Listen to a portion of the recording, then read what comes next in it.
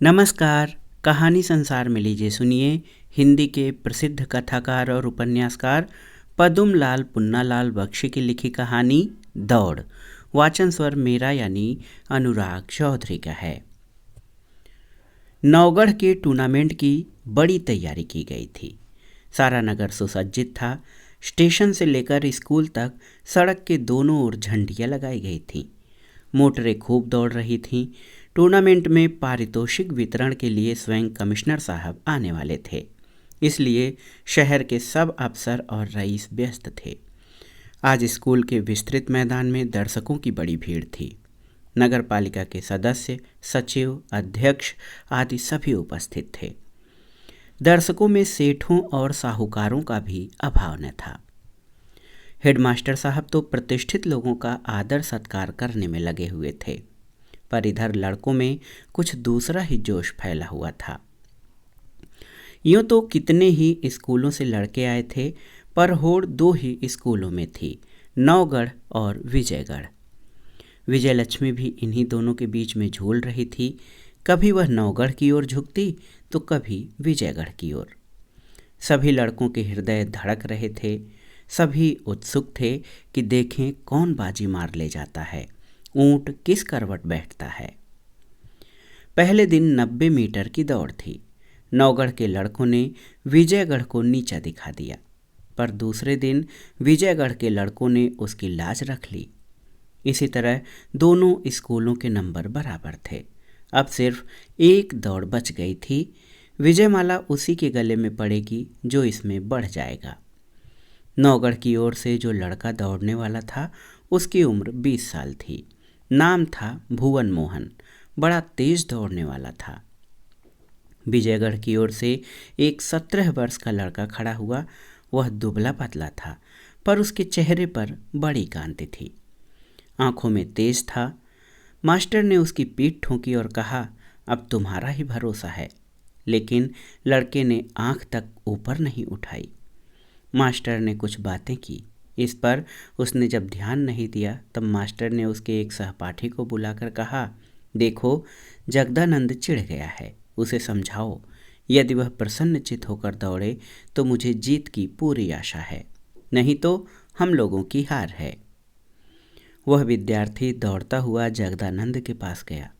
उसने जगदानंद से कहा, यूं सिर पकड़कर बैठ जाने से कैसे होगा। जगदानंद ने कहा, मेरे पीछे हाथ धोकर क्यों पड़े हो? मोहन से जाकर क्यों नहीं कहते? वह तो मास्टर साहब की नाक का बाल हो रहा है, उसी की 5 अंगुलियां घी में हैं। उस विद्यार्थी ने कहा, भाई नाक कट जाएगी, पर जगदानंद चुप रहा। उसने खूब समझाया, पर वह ज्यों का त्यों बना रहा। इतने में भुवन मोहन उधर से निकल पड़ा। उसने जगदानंद को देखकर कहा, अच्छा आप हैं? फिर उसने अपने साथी की तरफ देखकर व्यंग से कहा, भाई अच्छों से बचकर रहना चाहिए। जगदानंद की आंखें चमक उठी।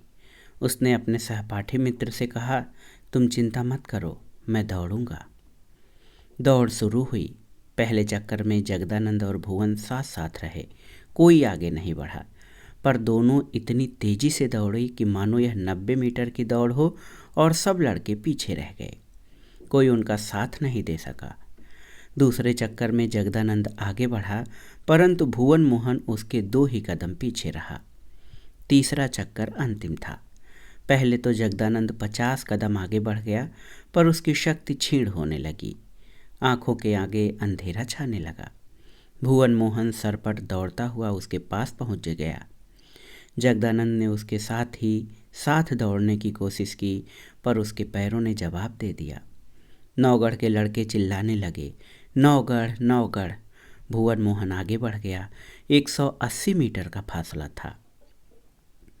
एकाएक जगदानंद ने अपना सिर उठाया। 4000 आंखें उस पर जमी हुई थी। वह फिर दौड़ने लगा। पल भर में वह भुवन मोहन के पास पहुंच गया।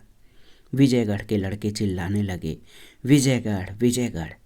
जगदानंद आगे बढ़ता ही गया। उसकी आंखें लाल हो रही थीं। उसने कई मीटर से भुवन मोहन को नीचा दिखलाया। लड़कों ने जय ध्वनि की और दर्शकों ने करतल ध्वनि। एक ने कहा, वाह लड़का दौड़ा क्या है, उड़ आया है। छात्र जीवन कितना सुखद होता है। उस समय हम लोगों की मनोवृत्तियां ही कुछ और होती हैं।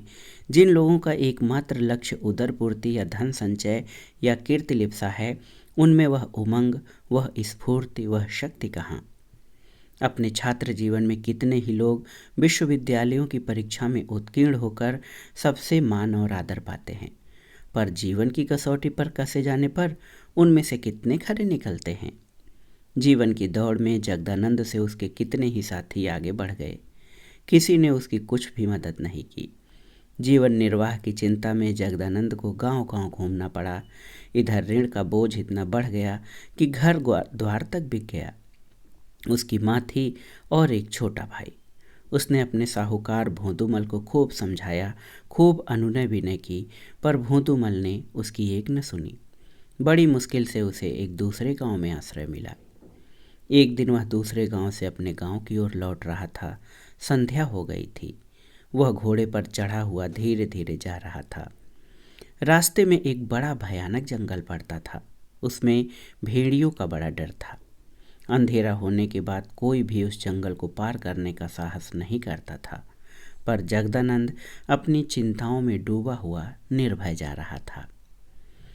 कुछ दूर जाने के बाद किसी ने उसको पुकारा, ठहरो ठहरो।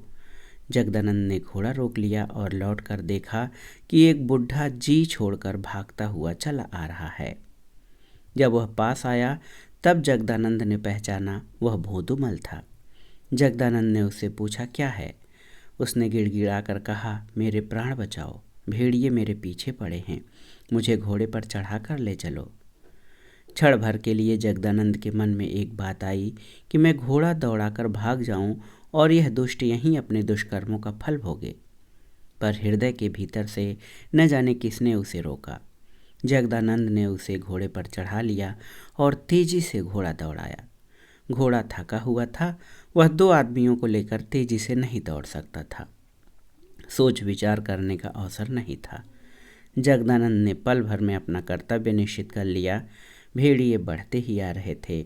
जगदानंद तुरंत घोड़े से उतर पड़ा। घोड़ा भोंदूमल को लेकर तेजी से चला गया। पल भर में ही अदृश्य हो गया। भेड़िए जब बिल्कुल समीप आ गए तब जगदानंद ने दौड़ने का विचार किया। उसे अपनी पहली दौड़ का स्मरण हो आया। वह दौड़ थी बाजी के लिए और यह है प्राण रक्षा के लिए। जगदानंद ने धोती कस ली। उसने हंसकर कहा, यह मेरी अंतिम दौड़ है, पर मैं तुमसे दौड़ने में किसी प्रकार का लाभ उठाना नहीं चाहता। देखें कौन आगे बढ़ता है।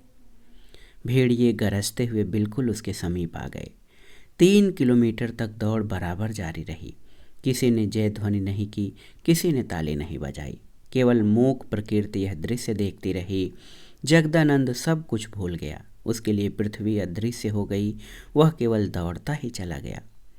दूसरे दिन रामपुर के एक किसान ने देखा कि उसके घर के सामने जगदानंद का मृत शरीर पड़ा हुआ है। उसके शरीर पर किसी तरह की चोट नहीं है, पर चेहरे पर अभी तक हंसी झलक रही है। क्या यह विजय की हंसी थी? तो दोस्तों, ये थी हिंदी के प्रसिद्ध लेखक पद्मलाल पुन्नालाल बख्शी की लिखी कहानी दौड़। ये कहानी आपको कैसी लगी हमें कमेंट बॉक्स में ज़रूर बताइएगा। दोस्तों, हम सभी के जीवन में कोई न कोई दौड़ अवश्य होती है, चाहे वो धन की दौड़ हो, चाहे वह उदरपूर्ति की दौड़ हो, चाहे वो यश प्राप्ति की दौड़ हो, लेकिन ये दौड़ एक ऐसे समय पर आकर समाप्त हो जाती है जब हमारे हाथ में कुछ नहीं रहता। तो ये कहानी बहुत ही मार्मिक और मनोहर कहानी है। आप ज़रूर सुनिएगा, अपने दोस्तों को शेयर भी करिएगा और हमें बताइएगा कि ये कहानी आपको कैसी लगी।